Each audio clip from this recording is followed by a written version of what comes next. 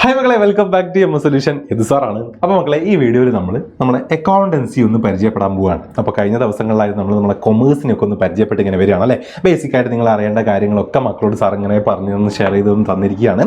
അപ്പോൾ അത് തന്നിങ്ങനെ പോവുകയാണ്. അപ്പോൾ നിങ്ങളൊക്കെ കണ്ടിട്ടുണ്ടാവും. അപ്പോൾ അതിൽ നിന്ന് കുറച്ചുകൂടെ മേലോട്ട് കയറി നമ്മൾ സബ്ജക്റ്റുകളെ പരിചയപ്പെടാൻ പോവുകയാണ്. അപ്പോൾ അതിൽ ആദ്യം നമുക്ക് എന്താ നമ്മുടെ അക്കൗണ്ടൻസിയെ തന്നെ പരിചയപ്പെടാം. ഓക്കെ, അക്കൗണ്ടൻസിയെ കുറിച്ച് നിങ്ങൾ എന്തൊക്കെയാണ് മനസ്സിലാക്കി വെക്കേണ്ടത്? ആദ്യം തന്നെ നമുക്ക് ഈ കാര്യം അങ്ങോട്ട് ക്ലിയർ ചെയ്യാം. എന്താണ് ഈ കാര്യം? അല്ലെ, അക്കൗണ്ടൻസി വേഴ്സ് മാത്സ് പലർക്കും ഉള്ള ഡൗട്ടാണ്. മാത്സ് പോലെയാണോ അക്കൗണ്ടൻസി? അല്ലെ, ഈ ഒരു കാര്യം കൊണ്ട് തന്നെ പലരും കൊമേഴ്സ് എടുക്കാനൊക്കെ മടിച്ചിട്ടുണ്ട്. അല്ലെ, മാത്സ് പോലെയാണ് അക്കൗണ്ടൻസി എന്നൊക്കെ പറഞ്ഞിട്ട് അതാണോ എന്ന് നമുക്കൊന്ന് നോക്കാം. ആ ഒരു ക്വസ്റ്റ്യനുള്ള ആൻസർ സാർ ഡയറക്റ്റ് ആയിട്ട് പറഞ്ഞുതരാം. മാത്സ് തന്നെയാണോ അക്കൗണ്ടൻസി, അല്ലെ മാത്സ് പോലെയാണോ അക്കൗണ്ടൻസി?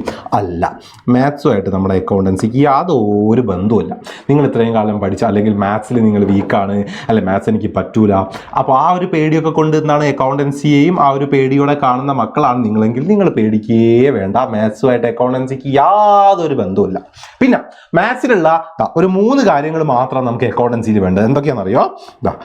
കൂട്ടുക, കുറയ്ക്കുക, ഗുണിക്കുക. ഇത് നിങ്ങൾക്കറിയാലോ അല്ലേ? മതി. ഇത് മാത്രമേ മാത്സുമായിട്ട് അക്കൗണ്ടൻസിക്ക് ഒരു ബന്ധമുണ്ട് നമുക്ക് പറയാൻ പറ്റും, ഈ കാര്യങ്ങൾ. ഓക്കെ, അതല്ലാതെ മാത്സിൽ ഇത്രയും കാലം നിങ്ങൾ പഠിച്ചിട്ടുള്ള ഒരു ചാപ്റ്ററോ അല്ലെങ്കിൽ ഒരു കാര്യമോ നമുക്ക് എവിടെ വേണ്ട?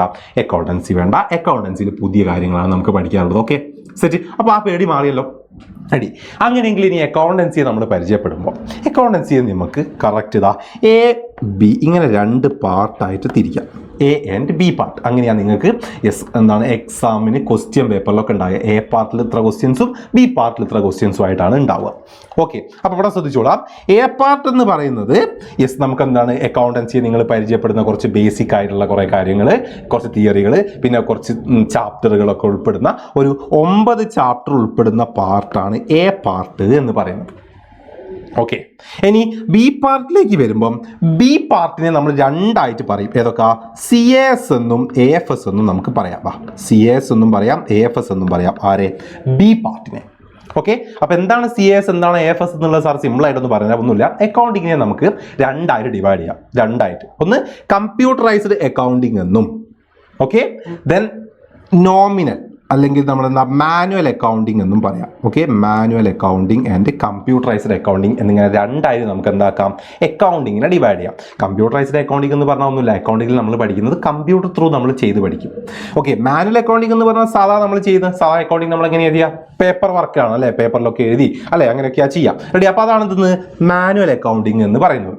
റെഡി. അപ്പോൾ എന്താണ് ഈ കമ്പ്യൂട്ടറൈസ്ഡ് അക്കൗണ്ടിങ്ങും മാനുവൽ അക്കൗണ്ടിങ്ങും ഇങ്ങനെ 2 ആയിട്ട് നമുക്ക് അക്കൗണ്ടിങ്ങിനെ ഡിവൈഡ് ചെയ്യാം. അതുകൊണ്ട് തന്നെ നമ്മളെ അക്കൗണ്ടൻസിയിലെ ബി പാർട്ടിനെ നമ്മൾ സി എസ് എന്നും എ എഫ് എസ് എന്നും 2 ആയിട്ട് ഡിവൈഡ് ചെയ്യുന്നുണ്ട്. ഓക്കെ, സി എസ് എന്ന് പറഞ്ഞാൽ കമ്പ്യൂട്ടറൈസ്ഡ് അക്കൗണ്ടിങ് സിസ്റ്റം ആണ്. എ എഫ് എസ് എന്ന് പറഞ്ഞാൽ മാനുവൽ അക്കൗണ്ടിങ്ങിലുള്ള ഒരു പാർട്ടാണ്. അനാലിസിസ് ഓഫ് ഫിനാൻഷ്യൽ സ്റ്റേറ്റ്മെന്റ് എന്നാണ് അതിന് പറയുക. അപ്പം സ്റ്റേറ്റ് സിലബസിലുള്ള മക്കളൊക്കെ ആണെങ്കിൽ നിങ്ങൾക്ക് സി എസ് ആയിരിക്കും മെജോറിറ്റി പഠിക്കാനുണ്ടാവുക. ഇനി സി ബി എസ് സി ഒക്കെ ആണെങ്കിൽ നിങ്ങൾക്ക് മെജോറിറ്റി എ എഫ് എസ് ആയിരിക്കും പഠിക്കാനുണ്ടാവുക. അങ്ങനെയാണ് ആ ഒരു ഡിഫറൻസ് വരിക. ഓക്കെ, സിലബസിൽ അക്കൗണ്ടൻസിൽ ബി പാർട്ട് എന്ന് പറയുന്നത് നിങ്ങൾ C B S E students ആണെങ്കിൽ നിങ്ങൾക്ക് എ എഫ് എസും, സി എസ് സ്റ്റുഡൻസ് ആണെങ്കിൽ നിങ്ങൾക്ക് സ്റ്റേറ്റ് സ്റ്റുഡൻസ് ആണെങ്കിൽ നിങ്ങൾക്ക് സി എസും ആയിരിക്കും. അതൊന്ന് ഓർത്ത് വെച്ചുകൂടാം. റെഡി. അപ്പോൾ ഇനി നിങ്ങളിവിടെ ഓർത്ത് വെക്കേണ്ട കാര്യം, സി എസ് ഉള്ള കുട്ടികൾക്കാണെങ്കിൽ നിങ്ങൾക്ക് +1 അക്കൗണ്ടൻസിയുടെ എക്സാം ഉണ്ടാവുക 60 മാർക്കിനായിരിക്കും. ഓക്കെ, സി എസ് നിങ്ങൾക്ക് എന്താണ് +1 പഠിക്കാനില്ല, അത് +2 ഉണ്ടാവുക. +2 നിങ്ങൾക്ക് അതിൻ്റെ കൂടെ എന്തുണ്ടാവും? പ്രാക്ടിക്കൽ എക്സാം ഒക്കെ ഉണ്ടാവും.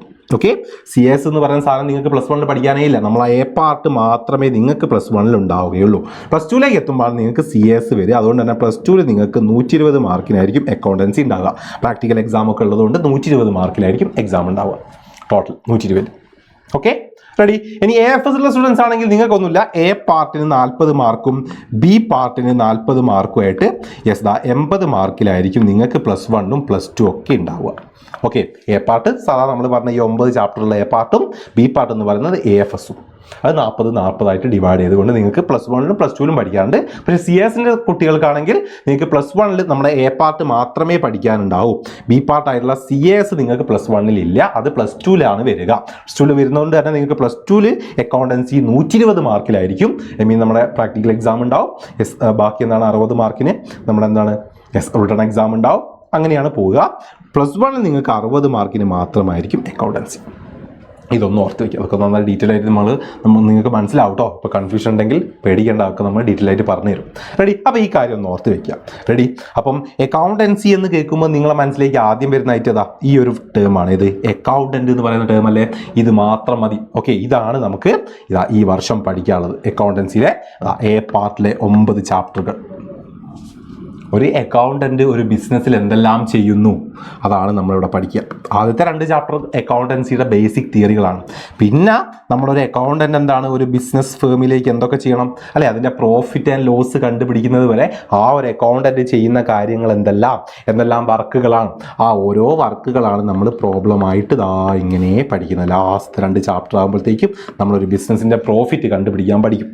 ഇതാണ് നിങ്ങളുടെ ഈ വർഷത്തെ +1 അക്കൗണ്ടൻസിയുടെ എ പാർട്ടിലുള്ള ചാപ്റ്ററുകൾ. ബി പാർട്ട് CS AFS ആണ്, അത് നമുക്ക് പറയാം. CS ഉള്ള കുട്ടികൾക്ക് ബി പാർട്ട് +1 നോക്കേണ്ട ആവശ്യമില്ല, ഒന്നുമില്ല, കമ്പ്യൂട്ടറൈസിൻ്റെ ഒരു കാര്യമില്ല. AFS ഉള്ള കുട്ടികൾക്ക് ഉണ്ട്, അത് നമുക്ക് പറയാം. ഓക്കെ അല്ലേ? അപ്പോൾ ഈ 9 ചാപ്റ്ററുകളാണ് പഠിക്കാനുള്ളത്. അപ്പോൾ ഇതാണെന്തെന്ന് അക്കൗണ്ടൻസിയെ കുറിച്ച് നിങ്ങൾ ആദ്യം ബേസിക് ആയിട്ട് മനസ്സിലാക്കി വെക്കേണ്ടത് കാര്യം. റെഡി അല്ലേ? ഓക്കെ, അങ്ങനെയെങ്കിൽ നമ്മളെ ബാച്ചിലേക്ക് ക്ലാസ്സുകളും കാര്യങ്ങളൊക്കെ സ്റ്റാർട്ട് ചെയ്തിട്ടുണ്ട്. അഡ്മിഷൻ സ്റ്റാർട്ട് ചെയ്തിട്ടുണ്ട്. ക്ലാസ്സുകളും കാര്യങ്ങളൊക്കെ വരും ദിവസങ്ങളിൽ നമ്മൾ സ്റ്റാർട്ട് ചെയ്യാൻ പോവുകയാണ്. സോ നന്നായിട്ട് കൊമേഴ്സ് പഠിക്കണം, നല്ല മാർക്ക് വാങ്ങണം. നമ്മൾ പുതിയൊരു സ്റ്റാർട്ടിംഗ് ആണ് അല്ലേ? അപ്പോൾ അതൊക്കെ ആഗ്രഹിക്കുന്ന മക്കളാണെങ്കിൽ ഒട്ടും ലേറ്റ് ആകണ്ട. നിങ്ങൾക്ക് അവിടെ കാണുന്ന നമ്പറിൽ കോൺടാക്ട് ചെയ്യാം. നമ്മുടെ +1 കൊമേഴ്സ് ബാച്ചിലേക്ക് അഡ്മിഷൻ എടുക്കാവുന്നതാണ്. സെറ്റായി നമുക്ക് കൊമേഴ്സ് പഠിക്കാം. ഈ വർഷം എത്ര പെർഫെക്റ്റ് ആക്കി നിങ്ങൾ നമ്മളെ ഓരോ സബ്ജക്റ്റിനെയും മനസ്സിലാക്കുന്നു, പഠിക്കുന്നു, അതുപോലെ ഇരിക്കും +2 ആയാലും ആഫ്റ്റർ +2 ആയാലും കൊമേഴ്സിൽ നിങ്ങളെ റിസൾട്ട് എന്ന് പറയുന്നത് അത്രയ്ക്കും ഇമ്പോർട്ടൻ്റ് ആണ്. +1 കൊമേഴ്സ് എന്ന് പറയുന്നത്. കാരണം ഫൗണ്ടേഷനാണ്, നിങ്ങൾക്ക് അറിയാത്ത സബ്ജക്റ്റുകളാണ് ഓരോന്നും. അത്തോളം പെർഫെക്റ്റ് ആയി നമുക്ക് കൺസെപ്റ്റുകളും കാര്യങ്ങളും പഠിക്കണം. സോ ഇമ്പോർട്ടൻ്റ് ആണ് ഒരു ബാച്ചിൽ ജോയിൻ ചെയ്ത് പഠിക്കുക എന്നുള്ളത്. അതിന് നിങ്ങളെ ഹെൽപ്പ് ചെയ്യാൻ MS സൊല്യൂഷൻ്റെ +1 കൊമേഴ്സ് ബാച്ച് ഉണ്ടാവും. സാറൊക്കെ കൂടെ തന്നെ ഉണ്ടാവും. സോ ലേറ്റ് ആകണ്ട, ഈ നമ്പറിൽ കോൺടാക്ട് ചെയ്യാം. നിങ്ങൾക്ക് വേണ്ടതെല്ലാം നമ്മൾ നമ്മുടെ ബാച്ചിൽ സെറ്റ് ചെയ്ത് വെച്ചിട്ടുണ്ട്. ഓക്കെ അല്ലേ? സോ ലേറ്റ് ആക്കണ്ട, അഡ്മിഷൻ എടുക്കുക. അടിപൊളിയായിട്ട് നമുക്ക് പഠിക്കാം +1 കൊമേഴ്സ്. Okay, by.